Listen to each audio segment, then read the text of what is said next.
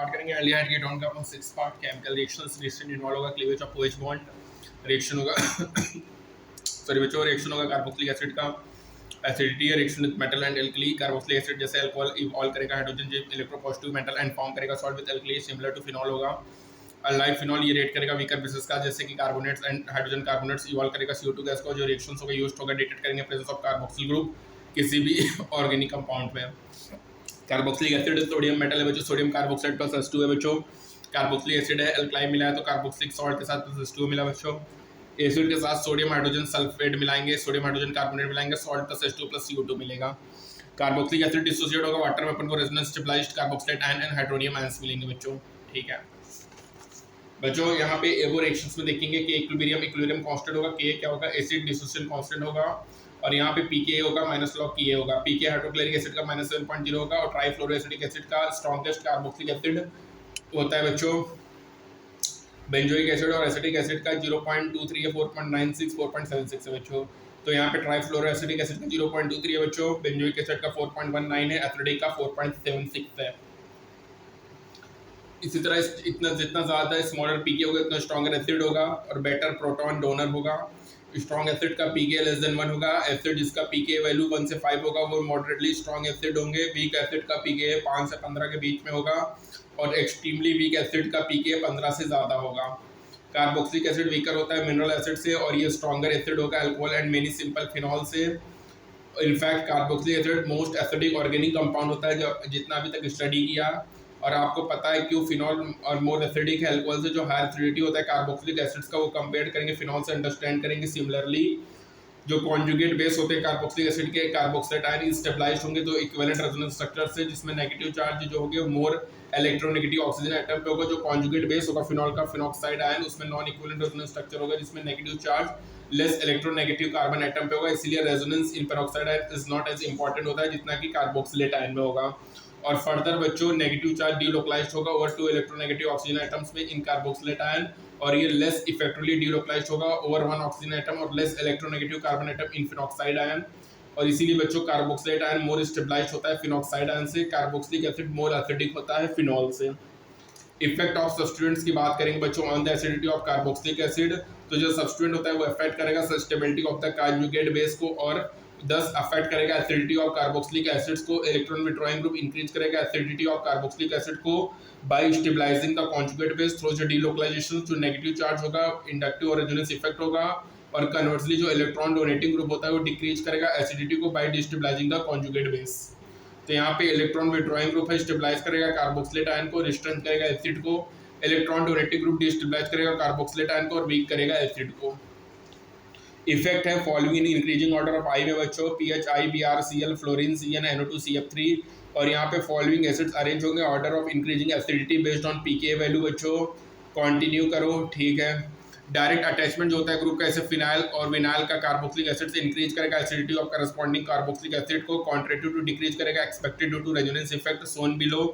ऐसा इसलिए होता है बच्चों greater electronegative of sp2 attached carbon atom होगा इसमें कार्बन कार्बन अटैच्ड होगा जो presence of electron withdrawing group parts phenyl of aromatic carboxylic acid से वो इंक्रीज करेगा एसिडिटी को और इलेक्ट्रॉन डोनेटिंग ग्रुप डिक्रीज करेगा एसिडिटी को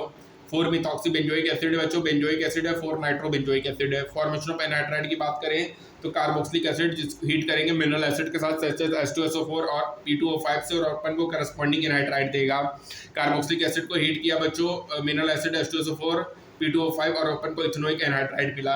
एस्टरिफिकेशंस क्या होगा बच्चों कार्बोक्सिलिक एसिड एस्टरिफाइड होगा अल्कोहल से और फिनॉल से in the presence of mineral acids जैसे कि concentrated H2SO4 HCl gas as a catalyst होगा और अपन को एस्टर मिलेगा तो यहाँ पे कार्बोक्सिलिक एसिड में अल्कोहल या फिनॉल मिलाएंगे बच्चों एस्टर प्लस H2O मिलेगा ठीक है रिएक्शन में PCl5 PCl3 SOCl2 बच्चों जो हाइड्रोक्सिल ग्रुप होता है कार्बोक्सिलिक एसिड का behave like that of alcohol करेगा और इजीली रिप्लेस्ड हो जाएगा क्लोरीन एटम से जब उसमें ट्रीटमेंट करेंगे PCl5 PCl3 या SOCl2 मिलाएंगे थायोनिल क्लोराइड SOCl2 प्रीफर्ड होगा क्योंकि जो अदर दो प्रोडक्ट होंगे वो गैसेस में स्कैप होंगे और रिएक्शन मिक्सचर मेकिंग करेगा प्यूरिफिकेशन ऑफ गैसेस प्रोडक्ट्स को ईजियर एसिड में PCl5 मिला तो COCl plus POCl3 plus HCl हुआ बच्चों एसिड में PCl3 मिलाया तो 3ROCOCl है H3PO3 मिला एसिड में SOCl2 मिलाया तो क्लोराइड मिला साथ ही साथ SO2 प्लस HCl मिला बच्चों रिएक्शन विद अमोनिया की बात करेंगे तो कार्बोक्सिलिक एसिड जब अमोनिया के साथ रिएक्ट करेगा तो अमोनियम सॉल्ट देगा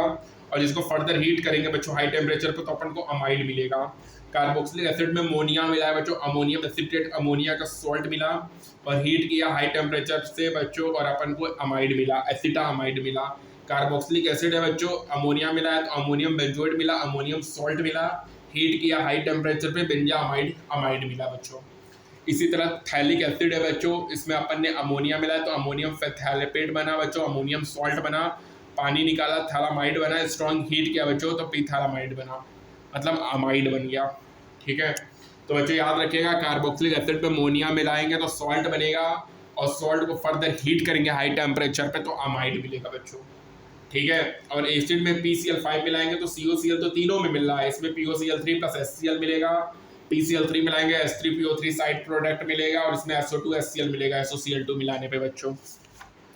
उसके पहले अपन ने देखा कि कार्बोक्सिलिक एसिड को हीट करेंगे मिनरल एसिड जैसे H2SO4 या P2O5 के साथ तो अपन को एनहाइड्राइड मिलेगा बच्चों, और यदि कार्बोक्सिलिक एसिड में अल्कोहल मिला देंगे तो अपन को ईस्टर प्लस H2O मिलेगा बच्चों। उसके बाद बच्चों आपको बताया कि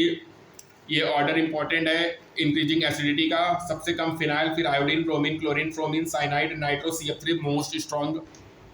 होगा बच्चों। कार्बोक्सिलेट आयन मोर स्टेबलाइज होता है फिनॉल से, इसलिए कार्बोक्सिलिक एसिड मोर एसिडिक होता है फिनॉल से